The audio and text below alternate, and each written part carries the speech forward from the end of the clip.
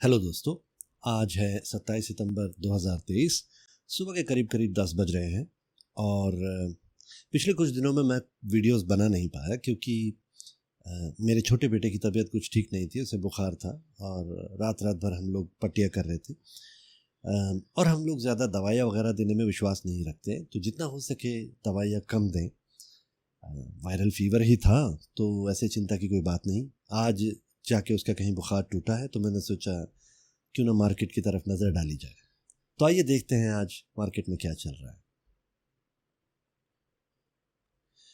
तो ये निफ्टी है और इसने पीक आउट किया 20,000 के आसपास। जैसे कि आपने देखा, ये ट्रेंड लाइन हमने बनाई है, यहाँ से ये गिरना शुरू हुआ है। अब ये डिमांड जोन के आसपास पहुंचा है।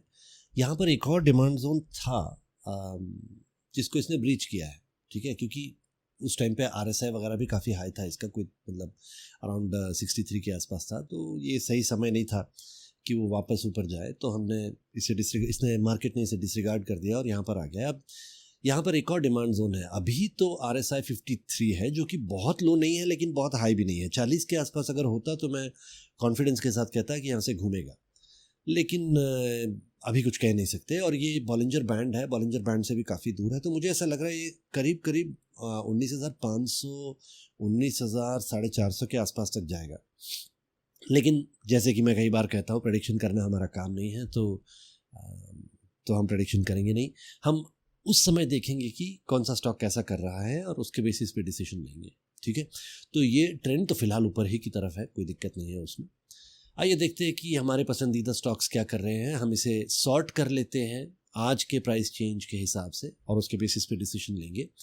सबसे पहले आते हैं ICICI बैंक। तो ICICI बैंक आज गिरा है करीब करीब ऑलमोस्ट 1.34% के आसपास।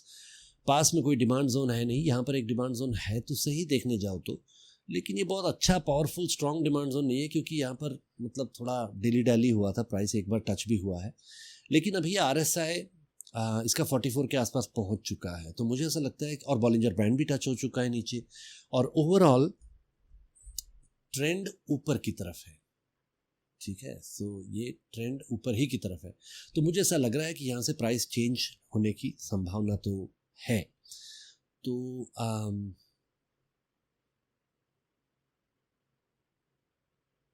तो हम यहाँ पर अगर एंट्री लेते हैं, थोड़ा सा खरीदा जा सकता है स्टॉक। एक मिनट, यहाँ पर मैं ऑलरेडी एंट्री लगा चुका हूँ। इस एंट्री को थोड़ा ऊपर लेते हैं, ठीक है। 932 के आसपास थोड़ा सा एक buy ICICI bank at 932 point, कितना मैंने कहा था, 932.00 लॉन्ग टर्म, ठीक है। तो 932 के आसपास हम इस स्टॉक को खरीद सकते हैं। थोड़ा सा ही लेंगे, क्योंकि हो सकता है कि ये डिमांड जोन ब्रीच करके वो नीचे की ओर चला जाए, इन विच केस हम 881 पे थोड़ा और ख़रीदेंगे। तो सारा पैसा नहीं लगा देना है, थोड़ा सा लगाना है। बजाज फाइनेंस देखते हैं, आइए। तो बजाज फाइनेंस डिमांड जोन से काफ़ी दूर, करने के लिए फ़िलहाल कुछ नहीं। यहाँ पर एक डिमांड जोन है तो सही, लेकिन अभी कुछ नहीं करना है। टाइटन देखते हैं, टाइटन भी डिमांड जोन से काफ़ी दूर है। हेवल्स देखते हैं, हेवल्स भी डिमांड जोन से काफ़ी दूर है। वैसे तो यहाँ पर एक डिमांड जोन है, ऐसा नहीं है कि नहीं है, ये नया डिमांड जोन बना है पिछले कुछ दिनों में। लेकिन हम डिसाइड करेंगे सिर्फ डिमांड जोन के बेसिस पे नहीं, उसी समय हम लोग RSI, बॉलिंजर बैंड वगैरह भी देखेंगे और उसके बेसिस पे डिसीजन लेंगे। इसका DATR जो है वो अभी 34 के आसपास है, 34.63। इसका मतलब ये है कि ये करीब करीब 30-34 रुपये आज गिर सकता है। DATR का मतलब होता है डेली एवरेज ट्रेंड रेट, यानी ये दिन में, एक दिन में कितना एट एन एवरेज गिरता या उठता है, ठीक है। तो 34 रुपये गिरता उठता है, आज 1391 पे है, मतलब ये 1360 के आसपास तक जा सकता है। हमारा डिमांड जोन 1363 है। तो आज तो मुझे लगता नहीं है कि ये इतना नीचे जाएगा। तो अभी फ़िलहाल करने के लिए कुछ नहीं। पिडलाइट इंडस्ट्रीज़ देखते हैं। पिडलाइट इंडस्ट्रीज़ ट्रेंड अभी फ़िलहाल नीचे की तरफ है, किसी डिमांड जोन के आसपास नहीं है, बॉलिंजर बैंड से भी दूर है। अब इसका RSI भी 45 रुपये है, तो अभी करने के लिए ज़्यादा कुछ नहीं है, इंतज़ार करेंगे। एशियन पेंट देखते हैं। एशियन पेंट भी डिमांड जोन से काफ़ी दूर, सप्लाई जोन को बाय द वे टच किया इसने 3,331 रुपये, और वहाँ से नीचे की ओर बढ़ा है, रिएक्ट किया है। इसका मतलब ये है कि हमने अगर कुछ बेचा था, और यहाँ हम देख सकते हैं कि यहाँ पर ब्रेकआउट हमने प्रेडिक्ट किया था, तो कुछ लोगों ने, अगर जो लोग ब्रेकआउट में बिलीव करते हैं, मैं तो नहीं करता, लेकिन अगर कुछ लोग ब्रेकआउट में बिलीव करते हैं तो उन लोगों ने अगर वहाँ पर 3,200 के आसपास अगर ख़रीदा था, तो ये ऊपर जाके 3,300 पे आपको 100 रुपये के आसपास का प्रॉफिट दिया पर स्टॉक।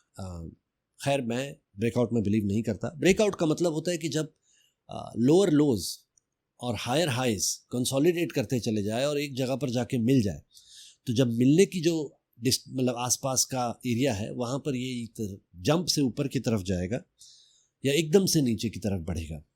तो मैं उसमें विश्वास नहीं रखता, इसलिए क्योंकि मैं डिसाइड नहीं कर पाता कि ऊपर जाएगा या नीचे जाएगा। कभी ऊपर चला जाता है, कभी नीचे चला जाता है। कुछ लोग हैं जो इसको प्रेडिक्ट कर पाते हैं ट्रेंड वगैरह देखकर, लेकिन मैं कंफ्यूज रहता हूँ, इसलिए मैं ब्रेकआउट में बिलीव नहीं करता। तो मैं अपने डिमांड जोन में ही बिलीव करता हूँ। और अभी अगर आप देखें, ये ब्रेकआउट 100 रुपये के आसपास का प्रॉफिट दिया भी है, तो ये सप्लाई जोन से रिएक्ट कर गया है, तो ज़्यादा प्रॉफिट नहीं है। 3,000 का स्टॉक है, 100 रुपया प्रॉफिट है, ये करीब 3% के आसपास से ज़्यादा नहीं है। तो आइए देखते हैं pi industries. Pi industries demand zone के पास है, ठीक है। ये ऊपर गया, उसके बाद नीचे आया। ये डिमांड जोन काफ़ी स्ट्रांग है, यहाँ से एकदम से ऊपर बढ़ा था, तो गुंजाइश है कि ये यहाँ से टर्न करेगा। अभी इसका RSI 33 रुपये पहुँच चुका है, मतलब RSI भी काफ़ी लो है, और बॉलिंजर बैंड को नीचे वाले छूते हुए चल रहा है। तो बहुत अच्छी प्रोबेबिलिटी है कि ये 3,280 के आसपास टर्न करेगा। तो आइए हम इसका नोट ले लेते हैं। बाय पीआई इंडस्ट्रीज एट 3,280, 3280.0, वैसे 327980 है, लेकिन राउंड फिगर लिया जा सकता है, इसको लॉन्ग टर्म लेंगे, ठीक है। उसके बाद आता है रामको सीमेंट। रामको सीमेंट में अभी करने के लिए कुछ नहीं, डिमांड जोन से काफ़ी दूर, RSI बहुत हाई, इनफैक्ट ये ऑल टाइम हाई होने वाला है बहुत जल्द, लेकिन सप्लाई जोन नहीं है तो कोई डिसीजन नहीं लेंगे। TCS भी नीचे की तरफ बढ़ रहा है, लेकिन 3,482 के आसपास इसका डिमांड जोन है, तो अभी करने के लिए कुछ नहीं। कॉन्कोर यानी कि कंटेनर कॉरपोरेशन, जिन लोगों ने 7,044 के आसपास मैंने बताया था कि थोड़ा सा बेचकर प्रॉफिट बुक करें, अगर 20% के ऊपर आपका प्रॉफिट आ रहा है, तो जिन लोगों ने बेचा उन लोगों ने देखा कि यहाँ से टर्न हुआ है प्राइस और नीचे की तरफ बढ़ा है। गुंजाइश है कि ये नीचे की तरफ बढ़ के 700 के आसपास तक जाएगा। तो प्रेडिक्शन तो नहीं करेंगे, पर अगर 700 के आसपास गया तब हम खरीदेंगे, या फिर हम इंतज़ार करेंगे किसी नए डिमांड जोन के बनने का। उसके बाद देखते हैं वोल्टास में क्या हो रहा है। वोल्टास में करने के लिए कुछ नहीं है। SRF, हाँ, SRF एक्चुअली डिमांड जोन के पास है। इसका बॉलिंजर बैंड टच कर चुका है नीचे का, RSI 40 के आसपास है, मतलब 2,083 के आसपास प्राइस टर्न होने की अच्छी गुंजाइश है। तो आइए इसका नोट ले लेते हैं। बाय SRF एट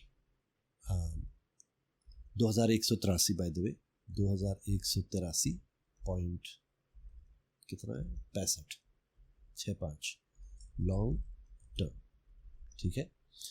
तो 2,183.65 के आसपास इसे ख़रीदा जा सकता है लॉन्ग टर्म के लिए। मैं तो लेने वाला हूँ। डाबर देखते हैं, डाबर नीचे का ट्रेंड है, 530 के आसपास इसका डिमांड जोन है। उस समय देखेंगे कि RSI कैसा है और बॉलिंजर बैंड कहाँ है और ट्रेंड क्या है, और उसके बेसिस पे डिसीजन लेंगे।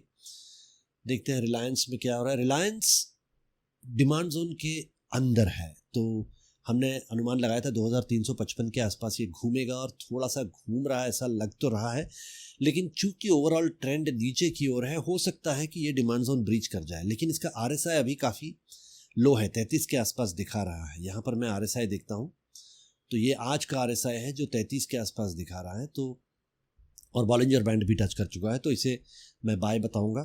तो बाय रिलायंस एट CMP यानी कि करंट मार्केट प्राइस, अंडर भी बताना ज़रूरी है, 2355.35 साइक्लिकल ये एक साइक्लिकल स्टॉक है, जिसका मतलब है कि ये ऊपर नीचे करता है लेकिन लॉन्ग टर्म में ज़्यादा अच्छा ग्रोथ नहीं देता है। तो जब भी ये ऊपर जाएगा हम बेचेंगे। तो ये देखिए आप, ऊपर गया नीचे आया, ऊपर गया नीचे आया, तो ये ऊपर नीचे करते रहता है। तो अभी हम इसे 2355 के आसपास खरीदेंगे और 2790 या 2800 के आसपास इसे बेच देंगे विथ ए टारगेट ऑफ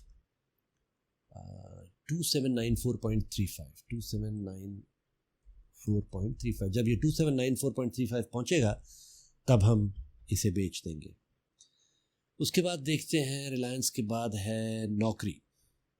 नौकरी भी डिमांड जोन के बहुत ही करीब है। ये 4221 पे इसका एंट्री है। बाय नौकरी एट 4221.45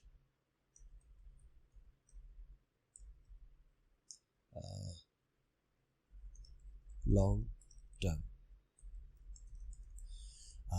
इसका भी अगर आप आरएसआई देखें तो ये 44 के आसपास है, जो कि वैसे तो बहुत नीचे नहीं है, लेकिन चूंकि बॉलिंजर बैंड भी इसे टच कर रहा है तो हम अनुमान लगाते हैं कि यहाँ से ये प्राइस टर्न हो सकता है। अच्छा प्राइस है खरीदने के लिए, बुरा प्राइस नहीं है।